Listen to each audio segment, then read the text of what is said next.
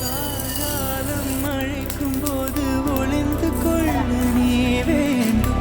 தாவணி குடை பிடிப்பாயா?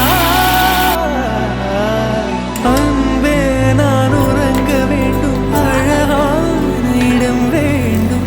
கண்களில் இடம் கொடுப்பாயா?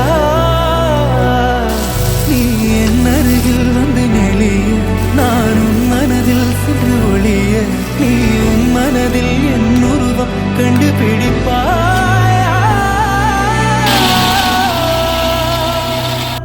காற்றே என் வாசல் வந்தாய், மெதுவாக கதவு திறந்தாய். காற்றே உன் பேரை கேட்டேன், காதல்